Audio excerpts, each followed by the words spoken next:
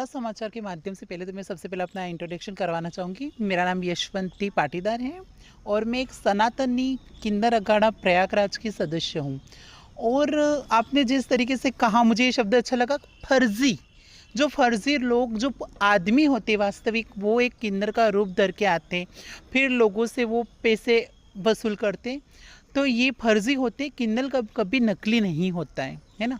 भगवान ने ढाई ढाई जात बनाई है, पुरुष, महिला और किन्नर। ठीक है। तो मेरे पास काफ़ी फ़ोन पे शिकायतें आती रहती है। मैं गांव में रहती हूँ तो काफ़ी मेरे पास शिकायतें ये बनी रहती है कि कोई आदमी है, कोई किन्नर का वेश धर के आया हुआ कोई आदमी है बाइक पे, और वो हमसे इतने पैसे लेके गया, हमसे ये लेके गया। पैसे ले गया चलो छोड़ो, उसके बाद उस घर की महिलाओं के साथ, अकेली कोई महिला है तो उसके साथ कोई छेड़छाड़ कर ली, कहीं किसी की लज्जा भंग कर दी, कहीं कोई लड़की है तो उसको ऐसे अकेले कमरे में, चलो कुछ आपको कुछ भूत तो ये कुछ वगैरह हो चुका है तो आपको मैं ये करता हूँ वो करता हूँ, अगरबत्ती ये घुमाता है। इस तरीके की शिकायत मेरे पास काफ़ी आती रहती है। वो जो है वो आदमी एक ही है, बाइक के ऊपर बैठ के आता है, पता नहीं अपने माथे पे क्या कपड़ा वगैरह कुछ बांधता है, और फिर वो कोई लड़का एक गाड़ी चलाता है। उसके काफ़ी फ़ोटोज़ वीडियोस मेरे पास आए हुए, काफ़ी लोगों की मेरे पास ये शिकायत आई हुई है कि जो किन्नर होते, वाकई में जो किन्नर होते उनका इलाका बटा हुआ होता है। वो कभी अकेले नहीं आते, वो किसी वाहन, किसी चार पहिए की गाड़ी में, सब लोग जो उनके, जो जैसे कि हमारा डूंगरपुर है, डूंगरपुर के जो हमारे किन्नर है, जो गादीपति हैं, हमारे जो सीमलवाड़ा है, सागवाड़ा है, वहाँ के जो गादीपति किन्नर है वो एक वैन में एक साथ से आते, वो अकेले नहीं आती। लेकिन जिस तरीके से ये नकली नकली आदमी जो किन्नरों का वेश बना के आते और किन्नरों को जिस तरीके से वो बदनाम कर रहे हैं, बदनाम करने की कोशिश ही कर रहे हैं, तो ये कहीं ना कहीं गलत है। हमें ऐसे लोगों को पकड़ के इनकी जानकारी, इनकी सूचना पुलिस में देनी चाहिए।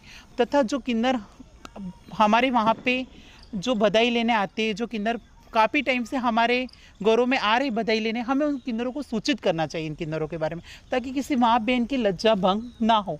क्योंकि ये रियल में आदमी है, ये पुरुष है और एक किन्नर का वेश बनाता है ना। हम किन्नरों की दर्जा तो भगवान के बराबर होती, देव, अक्षर व दानव, किन्नर, है ना। हमारे तो युग उप देवता में हमारी गिनती होती है। और इस तरीके से कुछ आदमी जो इतना गंदा वेश बना के, जो हमें इतनी गंदी तरीके से वो प्रमोट कर रहे, माँ बहनों के साथ ऐसे छेड़छाड़ी कर रहे, कहीं पे तो बहुत सारी गंदी इस आदमी ने हरकतें की हुई है। आप इस आदमी का फ़ोटो बिल्कुल देख सकते हो, मैं आपके चैनल के माध्यम से बताऊंगी। ये पुरुष है, ये आदमी है, ये बाइक पे आता है, ये अकेला आता है एक लड़के को साथ में लेके, और आप देख सकते हो ये आदमी अकेला आता है और किन्नरों का नाम बदनाम कर रहा है।